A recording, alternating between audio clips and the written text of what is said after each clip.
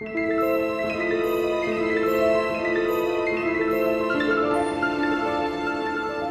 guys, Jason here with another movie review. You've probably guessed, based on the way that I'm dressed right now, that I'm talking about Indiana Jones and the Dial of Destiny. Now, as always, before I get started, I will be talking some spoilers, so if you don't want anything ruined for you, stop the video, head out to the theater, check it out, and come on back and we can talk about it. But now that we're past the spoiler warning, let's dive in, shall we?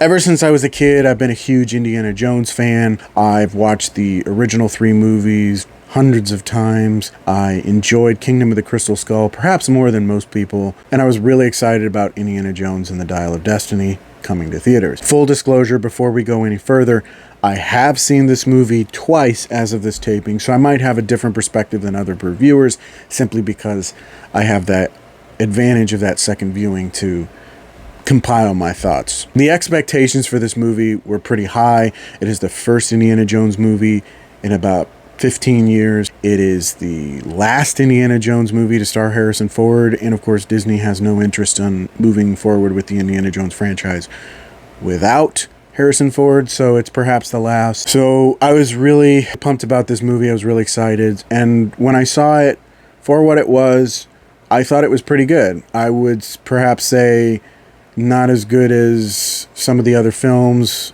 Indiana Jones and the Last Crusade is still my favorite, but for the most part, I thought it was a fun ride.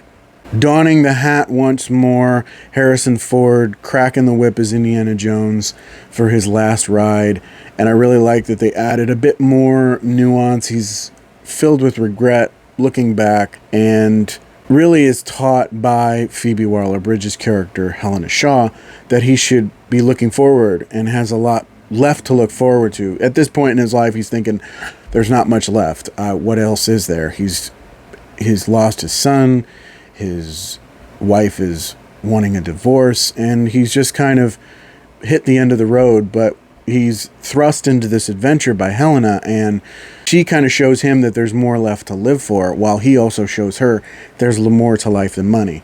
I like the different yet same quality to the two of them. They're very much alike, but they have different moral codes. He's, of course, about like the study of archaeology and putting things in a museum. She's more about, finding some rare antiquities to make money. And she, of course, learns the lesson in the end that there's more to life than money, which is perhaps family. And Indy is the closest thing she has to family. And, of course, she has this kid, Teddy, who's very similar to Short Round in a way. It was fun to see John Rhys-Davies as Sala again. It's been a long time since we've seen him inhabit that character. He wasn't in the last film, but it was nice to see him in this film. And even though she had a brief cameo, seeing Karen Allen come back to wrap things up with that character, I thought was also quite a treat. Mads Mikkelsen does pretty well as Voller, the central antagonist of this film. He's very one-dimensional, but most all Indiana Jones villains are one-dimensional, so you can't really fault him too much for that. It's just kind of where he landed. One thing I will say was a bit disappointing was that Antonio Banderas is kind of presented as this major character in the movie, but he's only in the movie for about 5-10 minutes before he's unceremoniously killed off. I feel like they could have done more with him. He could have had more going on. He just kind of has a few lines of dialogue, and then we just say goodbye to him. It's just kind of, it's kind of disappointing, really. The action sequences are what you would expect from an Indiana Jones movie. There's a few chase scenes in this movie, a few fight scenes. One that kind of bugged me, and this is sort of more of a gripe than anything else. The parade, one of the big major chase scenes in the entire movie, is the parade that takes place when the Apollo astronauts have returned from the moon. And the thing that really bothers me about that is that up to this point, Indiana Jones has kind of remained in the background of history. Even on the Indiana Jones series, if he's been involved in major historical events, he's always been sort of an observer. He hasn't really interfered with anything. So you could kind of argue that Indiana Jones may perhaps have been a real person, but when you do something like throw him in the middle of a parade that's very well documented, there's actually video footage that you could see of this, there's photographs, everything, and you cause a major kerfuffle that would have been newsworthy. Then you set it in an alternate timeline and you kind of break the illusion. That one kind of really irritated me a little bit. Not enough for me to completely hate the movie, but just enough to kind of pick at me a little bit. Another thing that really sort of bothered me was the de-aging technology on Harrison Ford.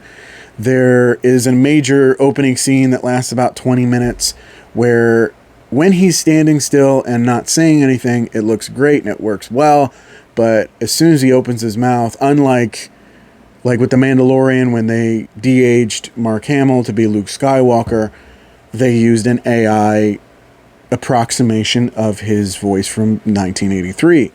And they didn't do that. They just had Harrison Ford put on a few dots. They de-aged him a bit, and it's his voice. So he sounds like he's in his 80s, but he looks like he's in his late 40s. And it just doesn't quite match up. Another part of it that really irritated me is when he's moving around and doing some action stuff, it looks very rubbery, and you can very much tell that it was all CGI. I mean, it just breaks the illusion.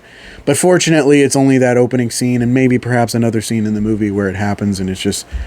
That one with the voice thing is a little bit more justifiable because he is quite older in that scene.